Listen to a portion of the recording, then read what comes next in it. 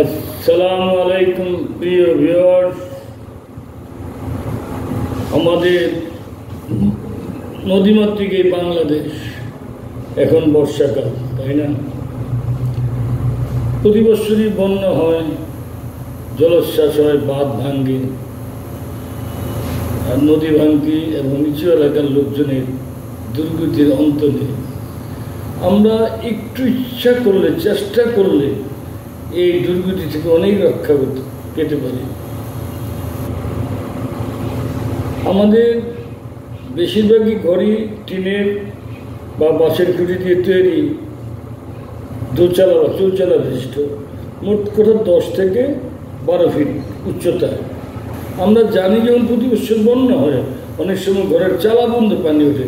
আমরা কি পারি না যখন ঘরটি তৈরি করি, বাঁশের খুঁটি দুটি করে দিয়ে মজবুত করে আমরা দোতলা বন্ধ করি, দোতলা বাঁশের খুঁটি দিয়ে 10 ফুট উপরে শক্ত করে কাঠের মাচা থাকার মতন ব্যবস্থা করে, আর বাথরুমে যদি আমরা নিচের থেকে পাইপটা পানি আসার আগে করে নিয়ে যাই, বালতি দিয়ে পানি উঠালাম। আচ্ছা, যাদের আর্থিক সক্ষমতা নেই, ওই এলাকার ধনী যারা আছে, ধনীদের সম্পদ তো গরিবের হয়, তাই না? তারা একটু সাহায্য করতে পারে। আর সাহায্য যদি নাও করে, ইচ্ছে করলে উপায় হয়। নিজেরা কিন্তু চেষ্টা করলে আমরা পারি অন্যান্য খরচ কমায় দিয়ে ঘরটা। এইবার বর্ষার তো সম্ভব না, আগামী বর্ষার আগেই আমরা চেষ্টা করব নিচু এলাকায় যারা বসবাস করি, আমরা বাসের করে চেঞ্জ করে 2টি করে খুঁটি দিয়ে দোতলা করব।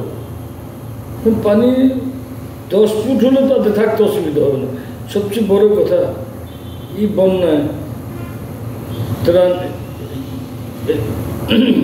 ত্রাণকর্মী যারা আছেন, আশ্রয়কেন্দ্রে যাদের নিয়ে যান, তারা তো নৌকা বা পানিতে ভিজে যেতে হয় এবং যারা বসবাস করেন তারা বন্যা পরবর্তী কিন্তু নানা রোগের সঙ্গে ভুগে, জ্বর হয়। ত্রাণকর্মীদেরও হয়, বসবাসকারীদের হয়। ওর থেকে আমরা রক্ষা পাবো। আমরা আগে থেকে প্রিপারেশন নিয়ে খাওয়া দাওয়া, পাকশাকের ব্যবস্থা ইচ্ছে করলে করতে পারি। এটা ইচ্ছে করলেও আমরা এই কাজটা করি, দেখি না কতটুকু ফল পাই। আল্লাহ হাফেজ।